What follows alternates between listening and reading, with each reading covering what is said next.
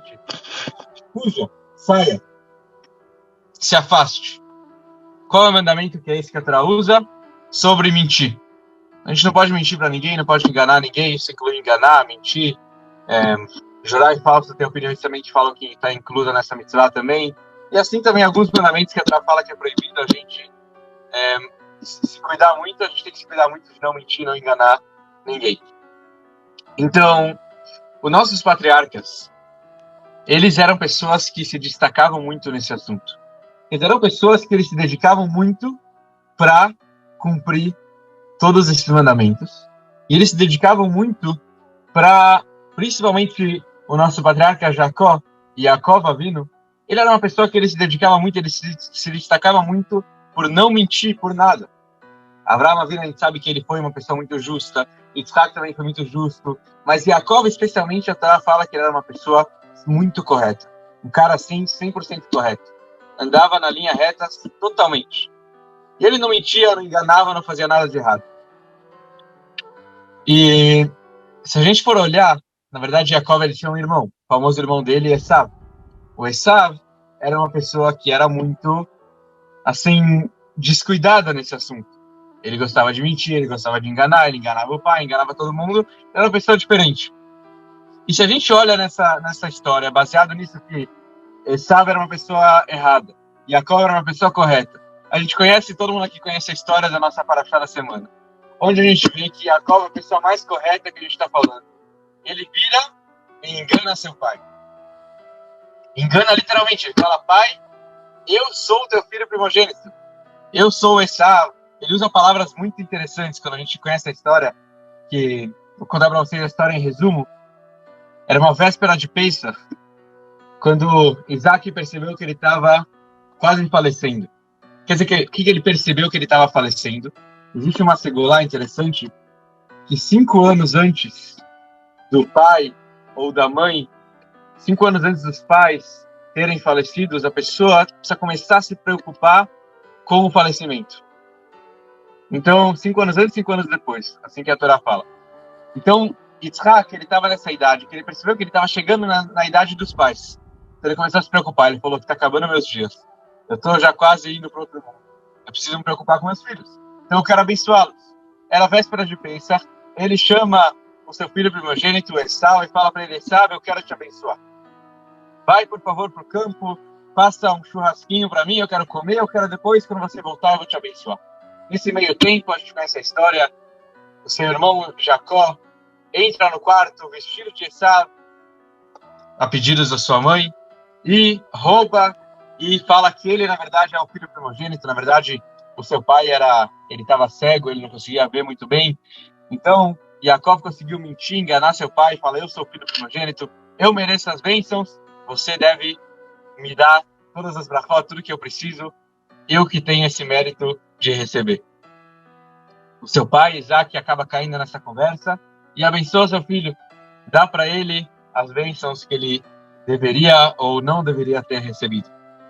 E é interessante aqui, vale a pena a gente olhar as linguagens que Yaakov usa, que são linguagens que a princípio parecem muito erradas. Yaakov fala, na linguagem da Torá: eu sou o Esav, o seu primogênito. Eu mereço as suas brachot. E o Isaac pergunta: mas como assim? Eu estou vendo que as suas mãos, elas são as mãos de Esav mesmo. Mas a sua voz não é a voz de Esav, é a voz de Jacó. É você mesmo, Esav? E Jacó responde: sim, sou eu, Esav, o seu primogênito. Muito estranho isso. Jacó, que é o patriarca mais justo que a gente está falando, a pessoa mais correta, como ele pôde enganar o seu pai? Isso é uma pergunta muito forte. Isso significa, será que é assim que uma pessoa justa tem que se comportar, enganando, mentindo para o seu pai? E a pergunta talvez que seja um pouco mais, que incomoda a gente, talvez seja, vamos pensar na história toda. Isaac e Rebeca eram casados já durante 84 anos. Muito tempo. 84 anos, assim, é um casamento mais do que ouro. Casamento, sim, perfeito. Eles com certeza tinham uma confiança muito grande um no outro. Não existia essa mais de trapacear, de mentir, de enganar. A pergunta é simples, por que Rebeca não vira para seu marido e fala, olha, marido, meu querido marido, meu amado marido, a gente já está juntos há tanto tempo, eu sei que você confia em mim. Você sabe que as bênçãos têm que ser dadas para Jacó. Então por que você vai dar as bênçãos para Esaú? E na prática a Rebeca não faz isso. A Rebeca ainda cai no papo e engana mais ainda o seu marido. Para que tudo isso? Porque as coisas têm que acontecer dessa forma. Porque as coisas não podem acontecer da maneira correta, como elas precisam ser feitas. Porque as coisas não acontecem dessa forma. Essa pergunta talvez seja mais forte ainda. Por que Deus fez tudo isso acontecer de uma maneira torta? Por que não fazer isso da maneira 100% correta? E mais ainda para a gente poder entrar no assunto e fortificar mais e explicar mais a nossa pergunta. Quando a pessoa mente, não precisa ensinar ninguém a mentir, a gente já cai nessa várias vezes diariamente, mas a gente sabe que, como diz o ditado, para consertar uma mentira, são necessárias várias mentiras. Eu menti uma vez, agora a pessoa começa a me perguntar e eu preciso me justificar, mas eu menti. Eu falei que eu estava atrasado, que eu peguei trânsito. A pessoa fala, mas não estava trânsito. E agora o que você vai falar? Ah, porque meu carro atrasou, meu carro quebrou. E para isso você começa a mentir mais ainda. Nessas mentiras, a pessoa vai entrando cada vez mais em outras mentiras. Então, o problema da mentira, de alguma forma, além do próprio ato ser errado, mas além disso, a mentira traz outras mentiras. A mentira faz com que a pessoa vai cada vez mais entrar num outro pecado. E a pessoa não vai pecar só uma vez, ela vai pecar várias vezes. Isso é uma coisa muito errada. Então, interessante até isso, mais ainda, um ponto mais forte ainda. Uma vez eu contei para vocês aqui, no comecinho das nossas aulas, eu dei uma aula sobre um famoso rabino chamado Rabbi Yaakov Balaturim. Esse rabino Yaakov Balaturim, ele tinha o mesmo nome do nosso patriarca Yaakov, ele tem uma ideia, ele traz uma ideia muito brilhante sobre a Torá. Ele pega várias vezes que a Torá usa a mesma palavra, e ele conecta todas essas vezes em um ponto só. Na nossa porção, esse rabino, ele faz a mesma ideia. Em qual palavra? Ele pega uma palavra que está escrita na nossa paraxá. A palavra é mirmá. Mirmá em hebraico talvez daria para traduzir como enganar. Ele fala onde mais a Torá usa a palavra mirmá. Existem mais dois lugares. O primeiro lugar é quando Jacó está com o seu tio Lavan. Jacó está com Lavan, Lavan engana Jacó. E a Torá usa de novo a palavra mirmá, engana. Segunda vez que a Torá usa essa palavra mirmá é também com Jacó, quando ele está com seus filhos, e seus filhos acabaram com a cidade, destruíram a cidade de Shem. Depois a gente vai entrar nesse assunto algumas porções mais para frente, se Deus quiser. Mas interessante que lá a Torá usa que seus filhos, os filhos de Jacó, enganaram seu pai. E a Torá usa de novo a palavra mirmá. Então a gente vê daqui que a palavra mirmá aparece 3 vezes na Torá. Muito interessante que ela aparece as 3 vezes ligadas ao nosso patriarca Jacó. Isso é muito interessante, porque a gente vê algo aqui, como a Torá usa na linguagem da Torá, algo que um ato que a gente faz, ele leva a vários outros atos. Como a gente vê claramente. Jacó, ele pecou, ele enganou seu irmão e seu pai. Isso resultou que ele também foi enganado 2 vezes. Uma vez pelo seu tio e outra vez pelos seus filhos. Então, quer dizer, um ato que ele fez, uma mentira, levou a outras mentiras futuramente. Então, algo que ele fez de errado hoje, levou futuramente que trouxe um resultado muito negativo para ele 2 outras vezes mais para frente. Então, isso foi algo muito ruim, isso foi algo que ele fez, ele recebeu o troco mais para frente. Isso acabou atrapalhando muito ele, isso acabou prejudicando ele. E resumo da ópera, só resumindo tudo isso que a gente está falando. Uma mentira leva a outras mentiras. Um pecado leva a outros pecados. Na mentira a gente vê isso claramente. Isso já faz com que a gente pense 2 vezes antes de mentir na próxima vez. Porque a gente vai saber que qualquer mentira provavelmente vai levar a gente a uma outra mentira. Então vale a pena a gente sempre falar a verdade, mesmo que seja dolorido. Mesmo que é algo que é difícil falar, mas vale a pena sempre falar a verdade. Certeza. Isso a gente já sabe. Sem falar para vocês, a gente sempre fala, só falar a verdade, a gente sempre ouve isso. Mas a gente consegue entender talvez um pouco mais por que falar a verdade. De qualquer forma, que eu quero chegar, ao ponto que eu quero chegar com vocês é: como pode ser que Yaakov Avinu, Jacó, que ele foi essa pessoa tão correta, como pode ser que ele enganou de novo o seu pai, enganou seu irmão? O que ele fez? Por que ele teve que enganar? Por que as coisas têm que ser dessa forma? Por que ele não podia simplesmente falar a verdade para o pai dele e explicar? Porque a mãe dele não podia falar para o seu pai, para o Isaac, explicar para o marido qual era a verdade. E acabou, tudo ia se resolver. Por que a Torá tem que ensinar tudo dessa maneira diferente? De uma maneira errada, de uma maneira enganosa?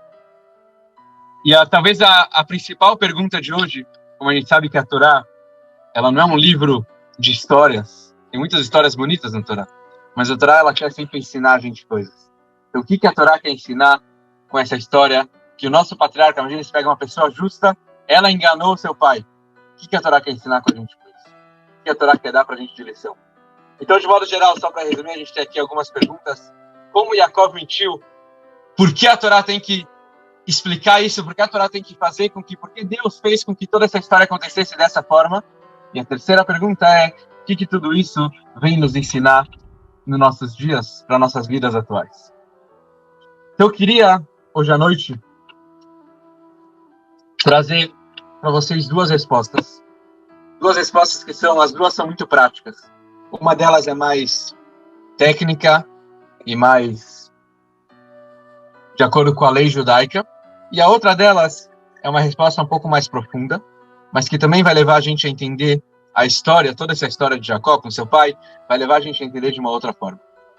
Então, só antes disso, eu queria fazer um parênteses, que o que eu vou falar aqui agora não é que eu estou, Deus me livre, incentivando ninguém a enganar e a mentir, mas eu só quero dizer que existem momentos em que talvez a gente pode e talvez até deve mentir e enganar uma outra pessoa.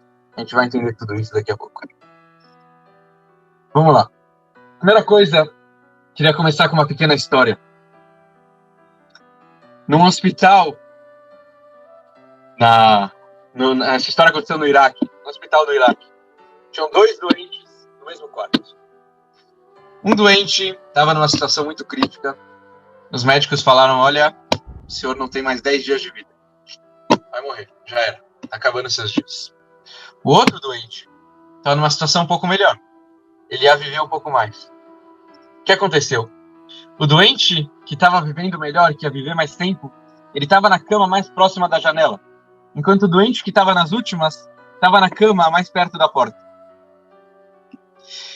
A pessoa que estava nas últimas, ela não conseguia nem se levantar. Enquanto o outro, seu amigo, que estava ainda um pouco melhor, ele ainda conseguia levantar, conseguia ver a vista do quarto e etc. Então, o cara que estava do lado da janela, que estava um pouco melhor, todo dia de manhã ele acordava, ele se levantava, ele ia para a janela e falava para o seu amigo, falava: olha, eu sei que tua situação está crítica, você não consegue ver nada, mas eu quero mostrar, eu quero falar, detalhar para você o que eu estou vendo aqui na janela. Estou vendo um rio maravilhoso, as águas aqui correndo, eu estou vendo um parque com um monte de árvores, eu estou vendo famílias brincando, eu estou vendo famílias fazendo piquenique, eu estou vendo as mães brincando com seus filhos, estou vendo bebês, estou vendo crianças, estou vendo idosos caminhando, estou vendo um mundo maravilhoso. E assim acontecia diariamente. O que estava numa situação melhor levantava, ia para a janela e contava o que ele estava vendo. E assim, o senhor que estava nas últimas começava a melhorar. Ele ouvia que o mundo lá fora estava melhor e ele queria criar uma expectativa para poder ver o mundo dessa forma. Cada dia ele se sentia melhor, porque o outro ia contando para ele. E era uma coisa assim muito bonita de se ver. Passaram alguns dias e o senhor que via todo dia na janela, ele olhava e apreciava a vista, ele infelizmente faleceu. Mesmo que a situação dele estava melhor, mas ele infelizmente faleceu. E o que aconteceu?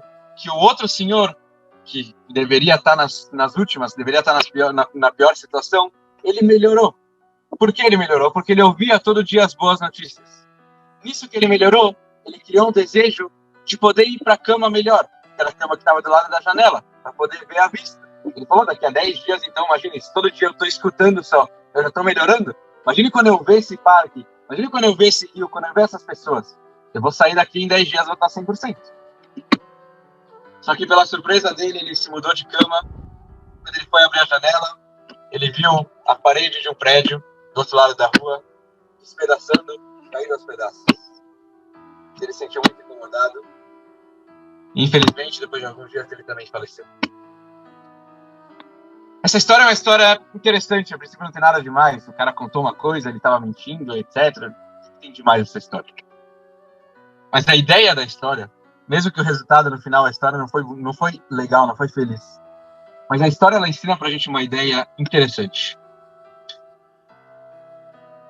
Às vezes, a mentira vale a pena.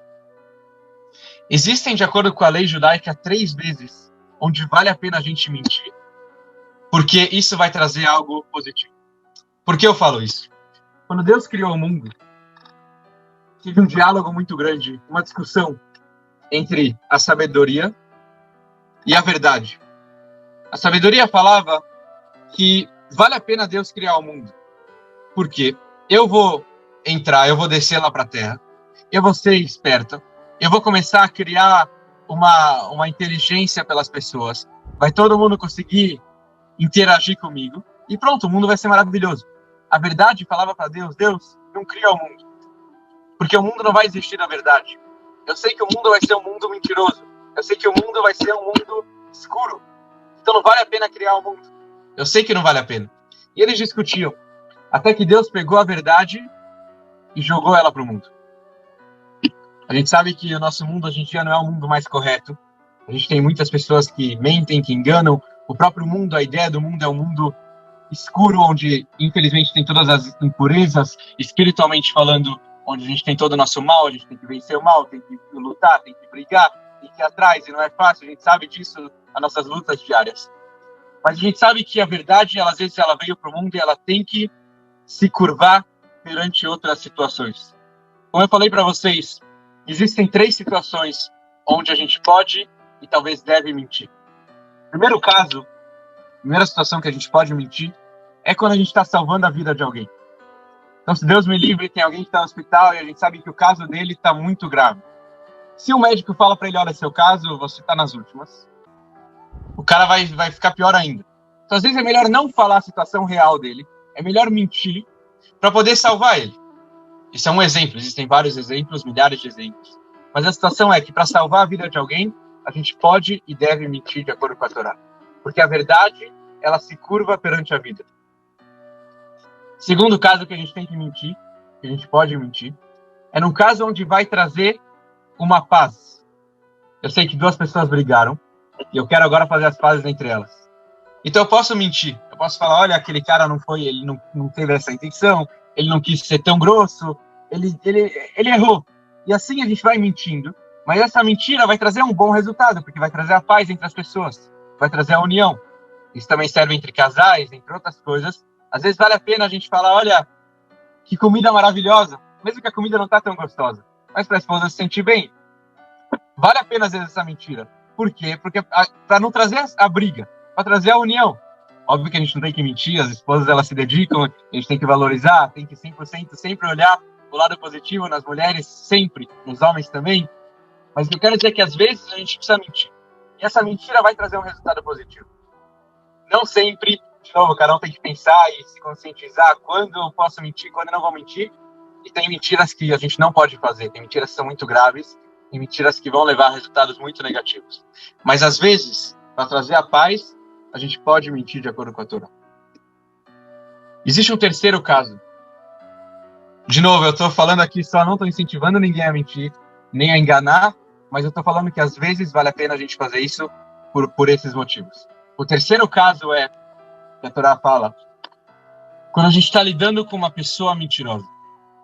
Se tem uma pessoa que a gente sabe que ela é mentirosa, a gente sabe que ela está mentindo para a gente, que ela está enganando, e a gente tem a certeza absoluta, cada caso é um caso, não dá para cada um decidir qual caso eu posso mentir, eu estou lidando com cada pessoa, mas nesse caso a gente poderia mentir de acordo com a Torá.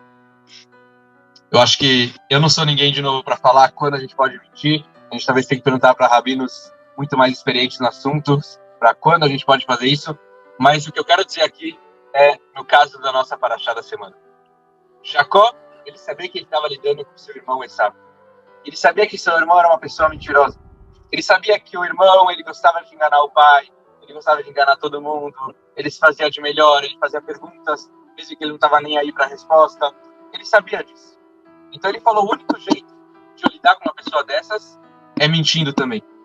Então por isso, de acordo com a lei, de acordo com o judaísmo, Jacó agiu da maneira correta. Ele mentiu, mas ele mentiu porque ele estava lidando com uma pessoa enganosa, uma pessoa mentirosa. Por isso que ele mentiu. Por isso que ele tinha permissão de Deus para mentir nesse caso. Essa sim é a explicação básica. A primeira explicação que eu queria trazer para vocês. A lei judaica como ela é e por que Jacó conseguiu fazer isso da maneira correta. Mas ainda assim sobra para a gente um detalhe. Por que Deus teve que fazer assim? Por que Deus teve que fazer essa história acontecer de uma maneira tão errada? Porque não podia acontecer tudo da maneira correta, da maneira bonita, linda, maravilhosa e tudo certo. Então por isso eu queria trazer para vocês a segunda resposta. É uma resposta mais, talvez prática, talvez mais profunda, que talvez mexe um pouco mais com a nossa alma e não tanto com as nossas ideias de vida mais mundanas. Então vamos lá. Primeira coisa, o caminho geral que nosso instinto negativo age é num caminho mentiroso. O que quer dizer isso? Existia um grande rabino, um grande sábio, chamado Rabino Nachum de Chernobyl. Uma pessoa muito especial, pessoa que, um grande sábio, ele tem histórias deles que são tão bonitas que existem pessoas que falam que se a gente fosse contar todas as histórias deles, o mundo seria muito melhor. Então vale a pena sempre contar alguma historinha dele, alguma coisa assim.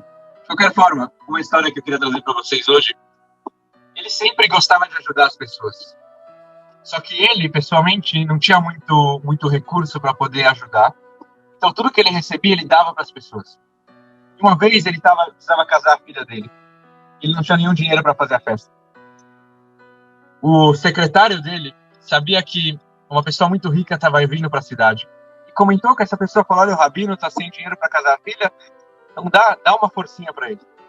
Então, esse rico entrou, foi conversar com o rabino, tirou do bolso, fez um cheque, falou, eu quero te dar um cheque, isso é especialmente para você casar sua filha. Para ter um casamento perfeito. O rabino pegou o cheque, botou na gaveta. Quando o cara sai da sala, o próximo visitante que foi conversar com o rabino, virou e falou, rabino, eu tô com o mesmo problema, eu não tenho dinheiro para casar minha filha. O que o rabino fez? Tirou da gaveta o cheque que ele tinha acabado de receber, entregou para esse judeu e falou, casa sua filha. Quando o secretário viu isso, ficou muito incomodado. Ele falou, rabino, o que você está fazendo? O cara deu para você isso daqui porque você não tem dinheiro para casar. Você precisa...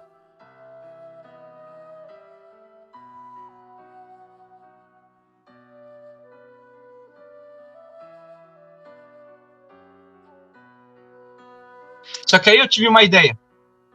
Eu falei, por que em vez de dar para uma pessoa, tem muito dinheiro aqui, por que eu não divido esse dinheiro em 5 pessoas? E 5 pessoas podem casar suas filhas. Por que eu vou dar tudo isso para uma pessoa? Só que o rabino falou, quando eu me perguntei isso, eu percebi que a pergunta não estava certa. Por quê? Porque quando aquele rico me deu o cheque, eu não perguntei por que eu não posso dividir isso em 5. Eu falei, eu vou usar tudo isso para mim. Eu não vou dar nada para ninguém. Mas quando a outra pessoa está vindo me pedir o dinheiro, eu falo, não, vou dividir em 5. Eu percebi que essa pergunta estava vindo do meu lado negativo, não do lado positivo. Então eu falei, sabe o que? Eu vou quebrar o meu instinto negativo e vou dar esse cheque inteiro para aquela pessoa. E assim eu decidi dar. Essa foi a resposta dele. O que eu quero dizer com isso, na verdade, é a base de toda a resposta que eu queria trazer para vocês, é que toda a ideia da mentira e da gente poder enganar, ela existe no mundo para a gente saber usar da maneira correta. Infelizmente, nós temos um lado negativo dentro de nós, uma alma animal, uma alma que ela deseja sempre o mal e sempre fazer o negativo, sempre trazer o mal para as pessoas. Só que como ela convence a gente a fazer coisas que a gente sabe que são ruins, como ela consegue convencer? Não falando que isso é bom e etc, mesmo que a gente sabe que não é bom. Mas ele consegue convencer a gente de que o que nós vamos fazer agora vai ser algo produtivo. A palavra certa é produtiva. Ele vira pra gente e fala, não, faz esse pecado, porque isso vai ser muito bom para você. Isso vai te tirar da solidão, isso isso vai te tirar de qualquer problema que você tem. Ele consegue convencer que, no final de contas, eu estou fazendo a coisa certa. Não que ele está me convencendo de que, eu sei que é errado, mas vai passar. Ele me convence de que o que eu vou fazer agora é o correto. Já que ele me convence disso, a única forma, na verdade ele fala que isso é uma coisa boa, que eu vou aprender com isso vai mudar meu estilo de vida, isso vai me mudar, isso vai mudar muitas coisas. Então, só um pequeno parênteses, uma história interessante que eu sempre gosto de contar. Quando Deus foi criar o instinto negativo, ele jogou no mundo um vírus e ele colocou na cara do vírus um símbolo de veneno. Só que aí o vírus desceu para o mundo. O vírus, eu digo, a alma animal, desceu para o mundo. E ninguém queria falar com ela. Ninguém queria conversar, porque ela tinha um desenho de veneno. Esse era o Satã, na verdade. Ele estava com o nome Satã. Então não falava, eu tenho meu nome Satã, eu sou o cara que desvia todo mundo, ninguém queria conversar. Então ele subiu de novo e falou, Deus, não dá para me colocar no mundo assim, porque ninguém me quer. Então Deus falou, eu vou te descer, eu vou colocar você de novo no mundo de uma outra forma. Eu vou te chamar de instinto negativo, não de Satã. E ele desceu no mundo e ninguém queria conversar com ele, porque ele tinha esse nome, instinto negativo. Ele voltou para Deus e falou, Deus, ninguém me quer. Afinal de contas, todo esse vai e volta, Deus falou, eu vou te colocar no mundo com um nome muito especial. Qual é o nome? Egoísmo. E ele está no mundo até hoje, esse egoísmo. Esse é o egoísmo, é o mesmo que é o Yetzer Hara, que é o instinto negativo, que é o Satã, que é todo esse espírito mal que a gente tem no mundo, é o egoísmo. Por quê?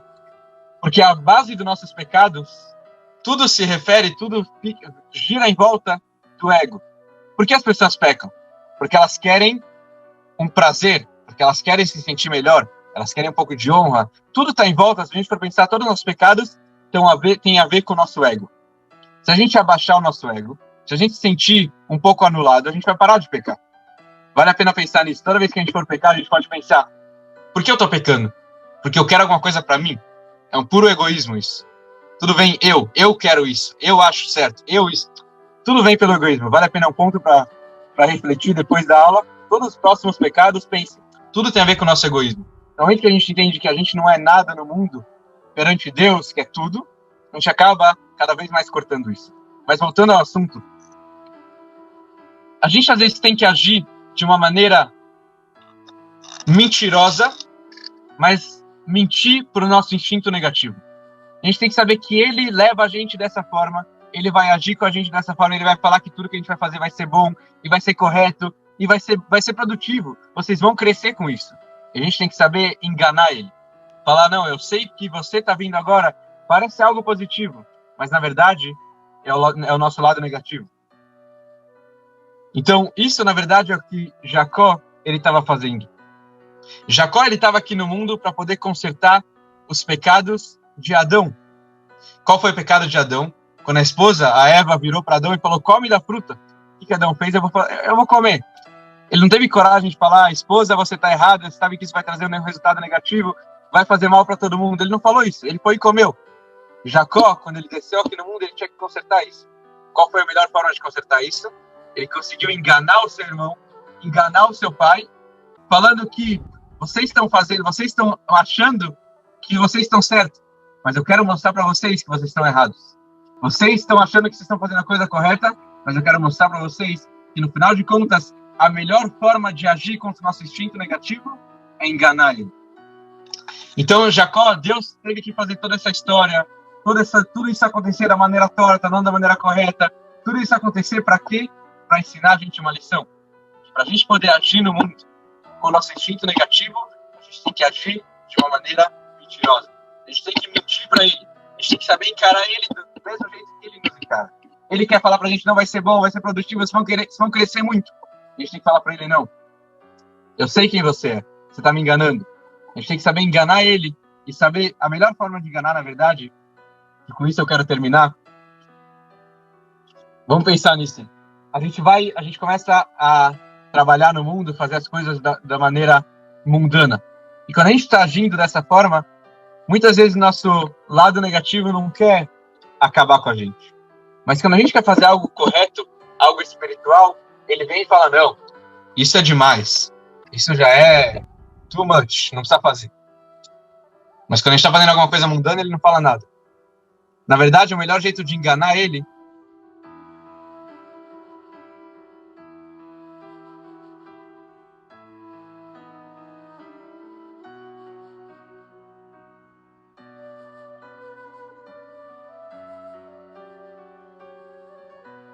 vem fazer com a gente, como ele vem conversar com a gente e falar, eu tô aqui no mundo, mas por um propósito melhor. Eu quero melhorar o mundo. Eu quero trazer a bondade para o mundo. Eu quero trazer a divindade para o mundo. Esse é meu objetivo. Como um judeu, eu tô aqui no mundo para trazer Deus dentro das coisas, para reconhecer Deus dentro da minha vida, dentro do meu dia a dia.